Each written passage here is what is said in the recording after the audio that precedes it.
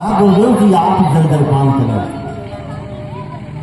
क्योंकि मेरी मृत्यु नहीं होगी।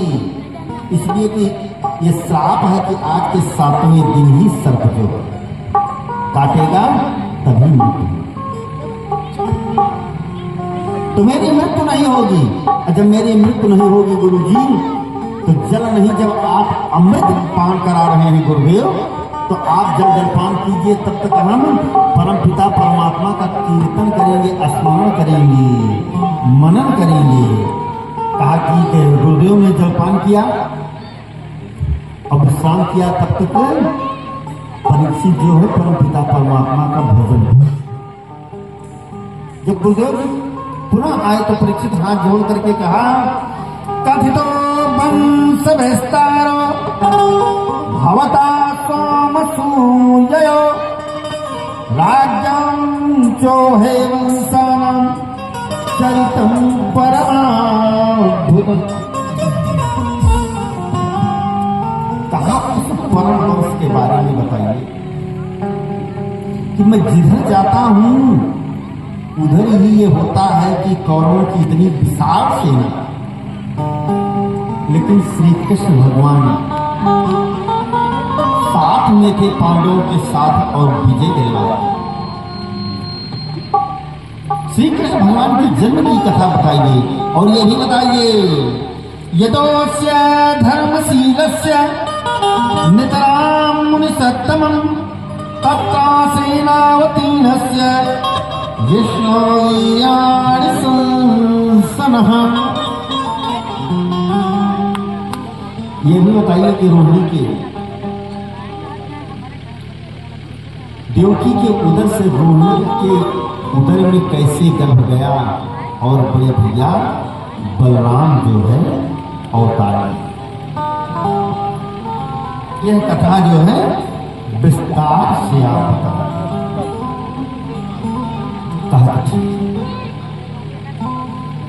सुखदेव ने कहा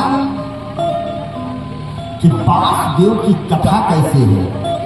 वासुदेव कथा प्रश्न पुरुषां स्त्रीण पुनाते भक्तारं पृच्छितं श्रोतुं तत्पाद सलिलं तथा। श्री कृष्ण कथा 3 का कल्याण करती है। इसका पहला कारण बक्तारम, पहला कल्याण बक्तारम। जैसे आप जा रहे हैं कहीं कथा सुन करके तो चर्चा करते जाइए इसकी कथा की,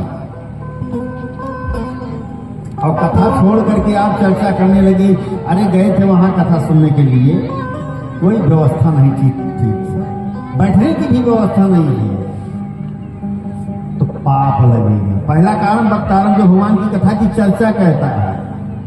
अब दूसरा श्रोतारम, जिससे जो कह रहा है वो कहा हाँ भाई ठीक है, भगवान की कथा तो अमृत वही है, चाहे टूटी फूटी चाहे जैसी कथा हो, अमृत है, इससे सबसे ज्यादा पाप नष्ट होता है, तो उसका कल्याण है। अब तीसरा कल्याण है जो पशु पक्षी जीव जंतु नहीं आ पाते हैं यहाँ, उनका कल्याण है। अब मानव का कल्याण कौन मानव का नहीं है कि कहीं कथा हो रही है भाई एक दिन जाएंगे, नहीं तो प्रधान जी कहेंगे कि हमारे यहाँ आएंगे, तो आप प्रधान जी के प्रेम से आए तो इसलिए कहीं कोई मतलब नहीं है।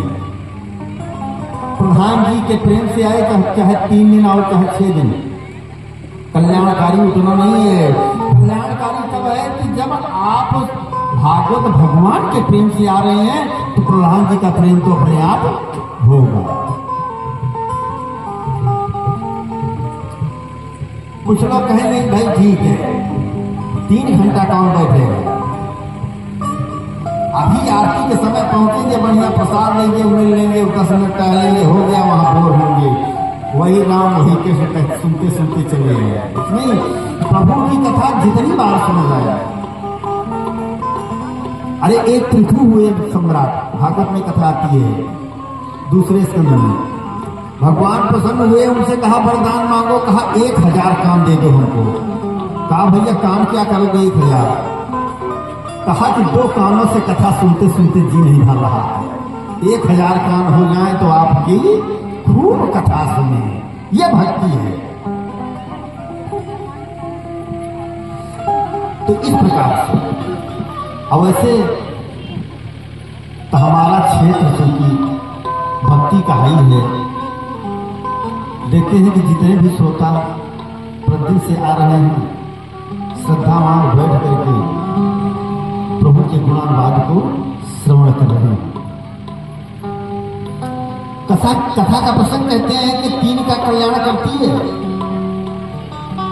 जो जीव कथा मंडप तक आ सकता है, नहीं आता है, उसका कल्याण नहीं होगा। क्योंकि जीव जो बांधे हुए हैं वहां तक आवाज दे रहे, उसका कल्याण होगा। लेकिन जो घर से नहीं आएगा उसका कल्याण नहीं होगा। घर में वो बेड पर बैठ करके पंखा चलते चलते, पंखा थोड़ा धीरे कीजिए, बड़ी गर्मी लग रही, पहुंच नहीं रहा है। बस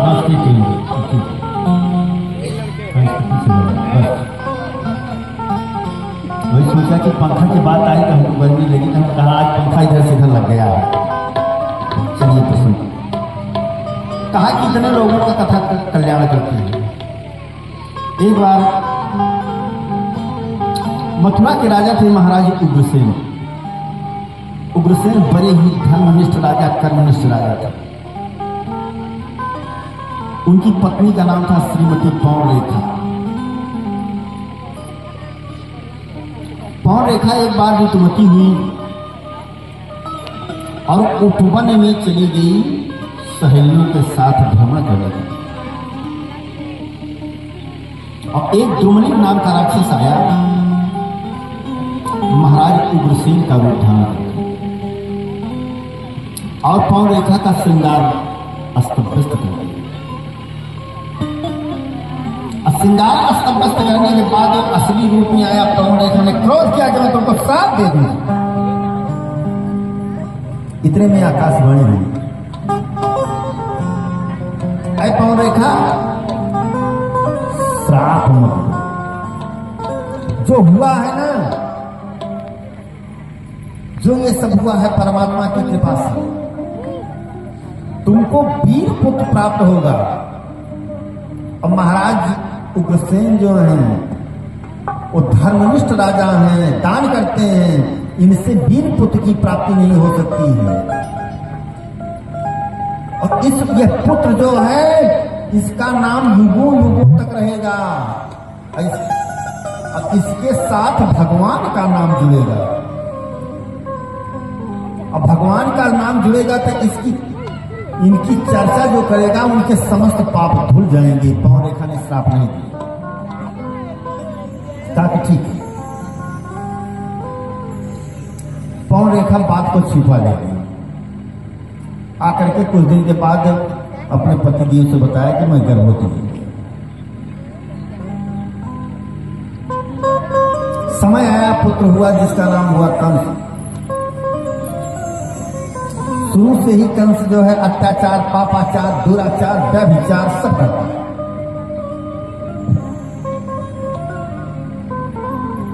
एक तो सोचा कि हमने बहुत गलत काम किया, अगर कुछ ऐसा काम कर दें जिससे मेरी प्रतिष्ठा बन जाए। कुछ लोग होते हैं समाज में अत्याचारी ना, कि जीवन भर गलती करते हैं, एक आध काम ऐसा कर देंगे कि उनकी प्रतिष्ठा बन जाए। आज वही ये सोच रहा है। देखा अपने चाचा की बेटी, चाचा देवक की बेटी देवकी को देखा, कहा इसी का विवाह कर रहे हैं। उसका विवाह वसुदेव के साथ है। कहा कि इतना दहेज देंगे कि समाज में चर्चा का विषय हो जाएगा, मेरी प्रतिष्ठा बन जाएगी। खूब दहेज देंगे।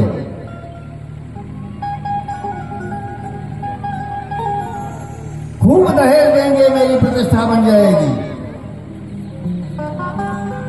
विवाह किया।